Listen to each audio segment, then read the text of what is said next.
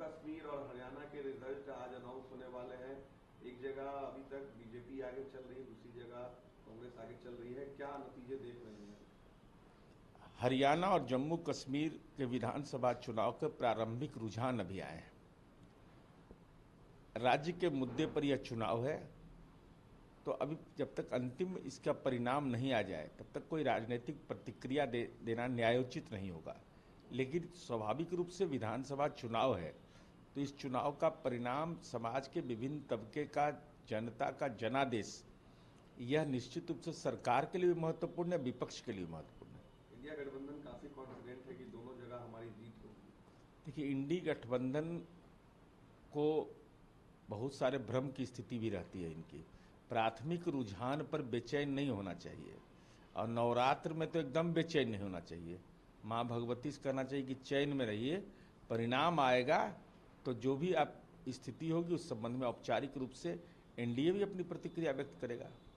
कल लालू परिवार को जमानत मिली लैंड फॉर जॉब में।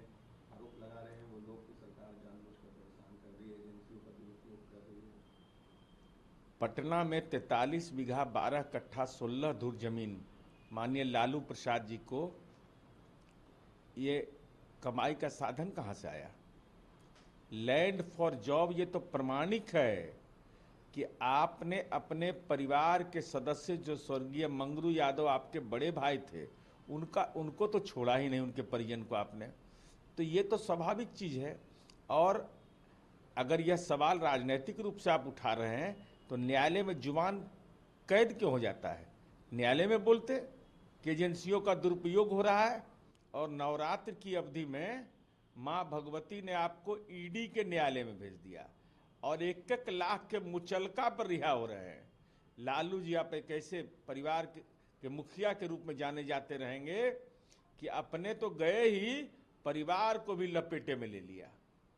तेजस्वी ने सरकारी बंगला खाली किया है। बीजेपी के मुख्यमंत्री सम्राट चौधरी पलट हुआ। आरोप लगा रहे हैं कि एसी ले गए हैं, बैडमिंटन के टर्फ ले गए, कई सारे सामान सरकारी बंगले से गायब है। कि माननीय तेजस्वी यादव जी को जो राज्य के उप मुख्यमंत्री के तहत आवास आवंटित था, हम यह जरूर जानना चाहते हैं कि विधायिका में तो सबको बराबर का अधिकार प्राप्त है। मंत्री परिषद के माननीय सदस्य के रूप में आप भी हैं, तो बैडमिंटन कोर्ट कैसे बना? जिम का सामान कैसे आया? सरकारी राशि का यह खरीद करने वाला कौन है? कौन इसके लिए गुनाहगार है? और साथ ही साथ हम यह भी जानना चाहते हैं, अब राजनीति का यह स्तर हो गया कि सरकारी मकान है, अपनी संपत्ति से पेट भरा नहीं। अगर ये सच है कि एसी को उखाड़ा गया, सोफा को ले जाया गया और दूसरे सोफा को रखा गया, तो ये निश्चित रूप से बहुत ही दुखद बात है, और हम उम्मीद करते हैं कि सरकार इसको गंभीरता से संज्ञान लेगी। विपक्ष जो है नीतीश जी के उम्र को लेकर बार-बार सवाल कर रहा है, कह रहे रिटायर ले लेना चाहिए। तो लालू जी रिटायर कब करेंगे?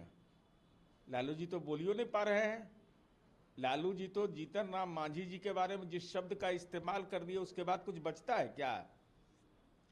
और नीतीश जी राजनीति में सीनियर हैं, और नीतीश जी का काम बोलता है, लालू जी का राजनीतिक खौफ बोलता है।